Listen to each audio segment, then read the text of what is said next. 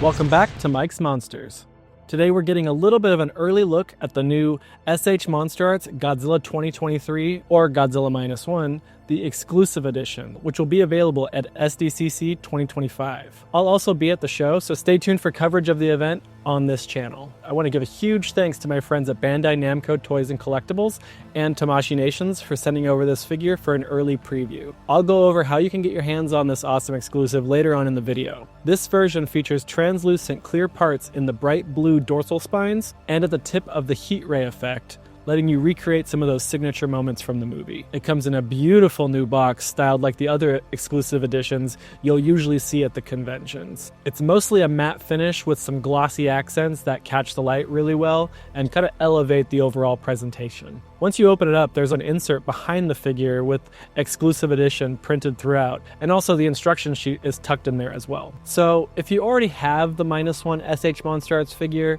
either in the standard or minus color versions that are out there, this is the exact same sculpt, just with a few differences. If you're familiar with those, this will feel very similar. The main changes are in the paint, which is the translucent blue spines, the glowing blue eyes, and the blue and white mouth, which all match the included heat ray effect piece. Aside from those visual updates, it's the same exact figure. Now, you might be wondering why this version doesn't include the Shinden plane accessory that came in the Japanese release at the TAMASHII Nations 2024 event. That's because that version was made specifically for that event and was meant to stay exclusive to it. To be able to release a version over here for fans in the States, which there was a very, very high demand for, they removed that piece to create a separate exclusive that still feels special on its own. I've also noticed some folks ask why this release isn't an entirely new sculpt or a new figure or a new version of the character, like the final battle version where he's all bloated up in the movie. The reason is pretty simple and it makes a lot of sense. If it were a brand new figure, it would be locked to the event as an exclusive and it would not be made available worldwide for a wider retail release.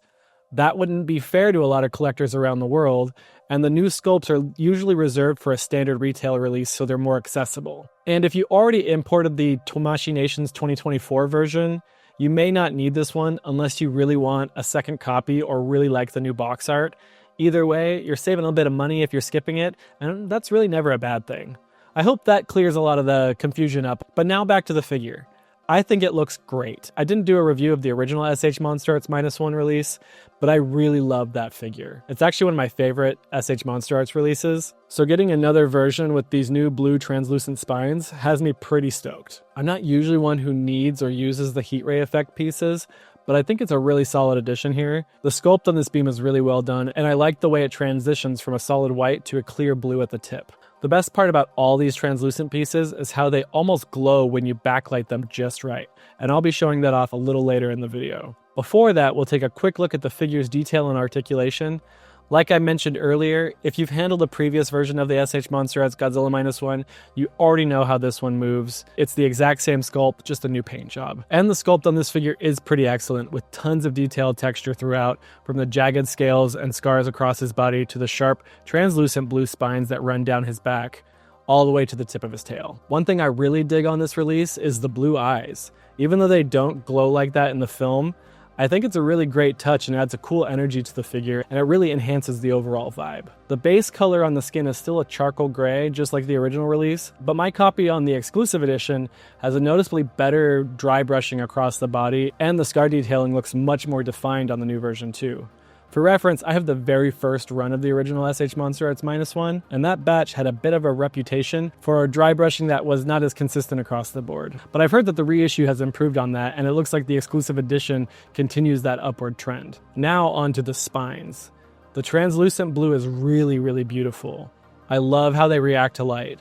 That said, I do think the transition from blue to white and then to the darker skin could have been blended a little bit better. It's clearly aiming for a superheated glowing effect, which I love, but the shift in color is just very abrupt. It's not a deal breaker for me. Once it's on display lit up properly on my shelf, that sharp transition will not be as noticeable because I'm always changing the colors of my lights and everything like that. Speaking of the mouth, the tongue and the inside of the mouth are also painted blue as well, which I think is a really cool stylistic choice. Again, a little softer gradient between the blue and the white would take it to another level as it stands, but I still really dig the overall look here. The head sculpt has been a bit of a talking point among collectors since the original release. Personally, I think it looks fine overall. I do wish the teeth were a little bit more defined, but the paint on this version doesn't help the conversation much either. They kind of do look a little bit like strips of white paint or even teeth whitening strips like I've seen a couple people joke about online. That said, I totally get why they went with the white. It ties into the heat ray effect and where it connects with the mouth, so it's more of a stylistic choice that makes a lot of sense. But the mouth paint is not a deal breaker for me though. I still really love this figure. Let's take a quick look at the articulation. Before I forget, the 3 spines on the top of his back are still articulated and removable, just like the original release. This helps the figure look up a little bit easier, and just as a heads up, those pieces are extremely small and can fall out quite easily, and would be pretty tough to find, especially in carpet if they go missing. So be careful when you're handling them. Since the original version's been out for a while, I feel like most people have probably seen reviews on it, so I'm going to run through the articulation pretty quickly here and not go into super detail. The arms have a good range of motion and rotate well with multiple joints at the elbows, wrists, and biceps. The jaw is hinged and opens and closes smoothly. The tongue is articulated too. The head can look up and down, though I think it could have benefited from a little bit of heat treatment to loosen things up to get better range. I hadn't done that yet at the point of filming this video, but I do know that heating these guys up just a little bit can help those joints warm up and get a little less stiff. The same goes for the neck. A little heat would have helped with the overall mobility. But as is, he can look left and right and has a nice bit of tilt in both directions thanks to the multiple articulation points in the neck. There are a few cuts in the chest and abs that allow him to bend forward pretty well, giving him a decent range to look down or get into his atomic breath poses. He can also twist side to side, but because of the spines and how the sculpt is designed, they can collide with each other.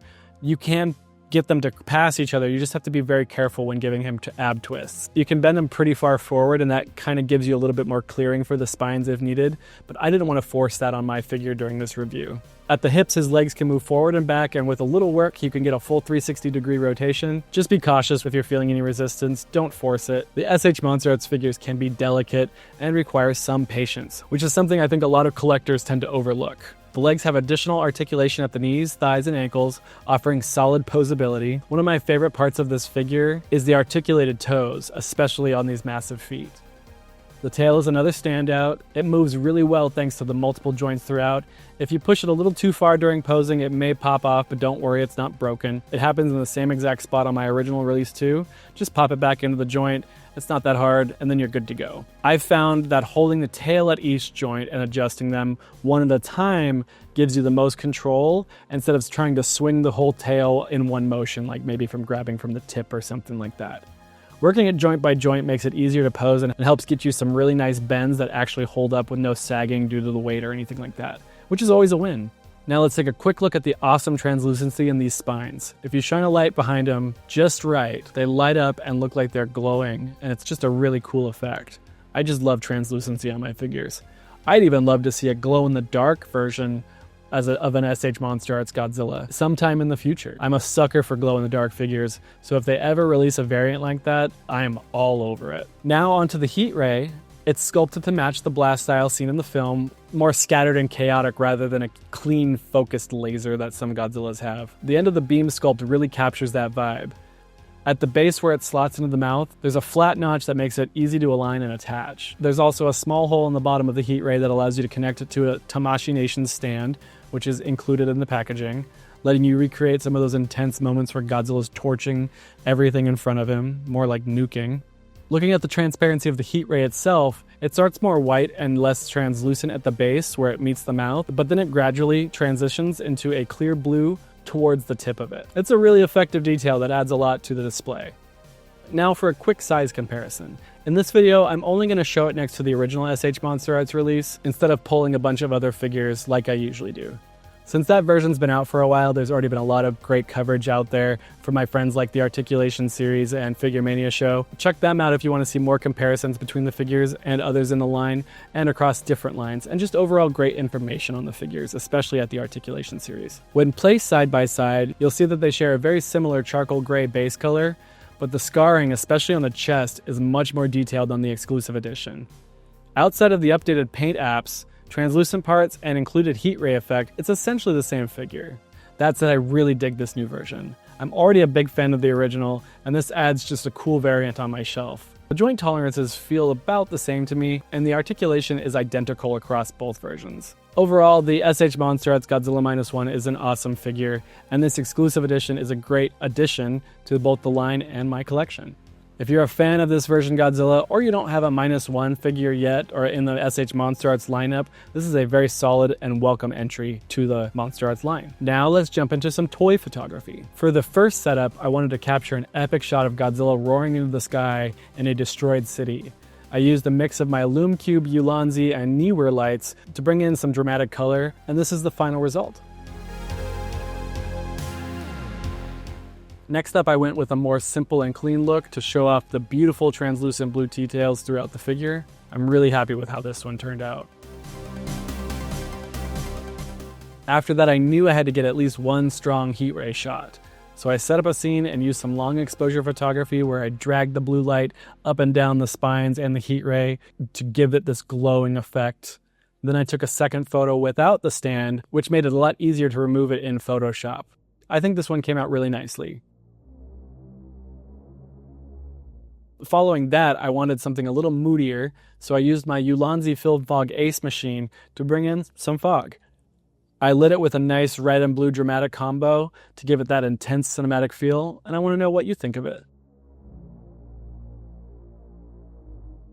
And finally, there's one last photo outside of my patio using natural light. I sprayed the figure down with water to give it kind of like a rainy vibe, and I was trying to make it look a little like the ocean during the final battle in the film. I'm not entirely sure how I feel about the end result, but maybe you can let me know what you think. I totally forgot to film the behind the scenes on this one though. So that's the S.H.MonsterArts Godzilla 2023 exclusive edition, which you'll be able to pick up at SDCC. He's priced at $160, and he'll be available at either the TAMASHII NATIONS Booth, which is number 3329, or the GODZILLA Booth, which is 3345, and that is located right behind the TAMASHII booth. And it might be easier to grab this figure at the GODZILLA booth. And unlike the other TAMASHII event items, Godzilla does not need a reservation. And one thing to note for the folks that cannot make it to SDCC, these exclusives may also show up at select post-event locations, including the premium Bandai website, and maybe the TAMASHII Nations store in New York, or other official events like other conventions. So stay tuned to Bandai and TAMASHI's social media accounts for updates on wider availability of these figures. Huge thanks again to my friends at Bandai Namco Toys and Collectibles America and TAMASHII Nations for sending me this beautiful figure to review and photograph. I will be at SDCC next weekend, so stay tuned for tons of coverage. To keep up with everything, make sure you're subscribed to the channel and follow me on all my socials, which are linked below. I've got a lot of Godzilla content coming up from SDCC, and a lot of really awesome Alien and Predator stuff too. It's going to be a crazy weekend. If you've enjoyed this video, be sure to give it a like, and let me know in the comments what you think of this figure. Are you planning on picking one up if you're going to be at the event? Thank you so much for watching Mike's Monsters. I really appreciate having you here, and I hope you have a great rest of your day.